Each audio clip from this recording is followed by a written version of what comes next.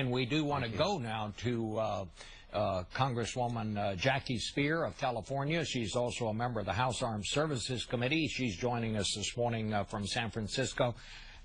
Well, you heard what Senator Graham said, Congresswoman, and I know you have already said that what the Pentagon is planning to do, what they're trying to do here, are simply baby steps. So what will you do, and what do you think ought to be done here?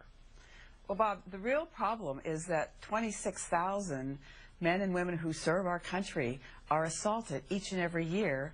Only 3,000 of them report it, and of that, less than 10% are actually convicted. So the problem is that the command structure doesn't work and hasn't worked for 25 years.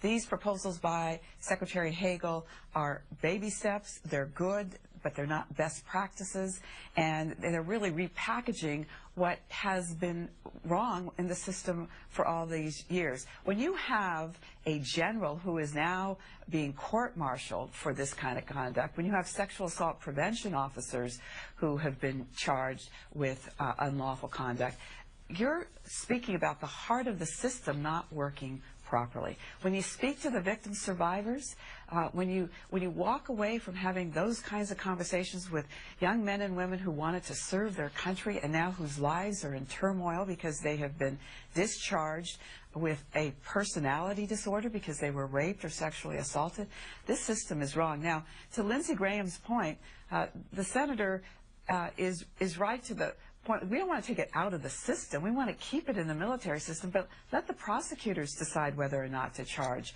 these potential assailants. Right now, the assailants in the military are going scot-free. They are not being charged, and they, as a result, are allowed to prey on more victims. Well, you and Senator Gillibrand have both led this effort to try to get some kind of reforms, but what the people in the military say is that the commander has to be involved to maintain the chain of command. That's the way the military has always worked in the past. What exactly would you and Senator Gillibrand do?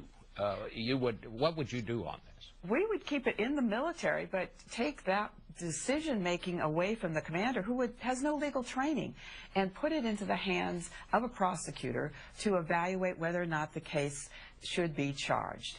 When you have the ability right now under the Uniform Code of Military Justice to have a general overturn a court-martial where there has been a conviction for sexual assault, we have a code that doesn't work, and it is rigged in favor of the assailant, not the victim. So by taking it out of the chain of command, keeping it in the military, but creating a separate office or allowing the prosecutor to make the decision will have a huge salutary effect and be consistent with what other countries like the UK, Australia, Israel have done and done very effectively. Let me ask you about something else before I let you go. The Washington Post reported last week that the National Security Agency often broke the rules on secrecy, that there were more violations than we had known about.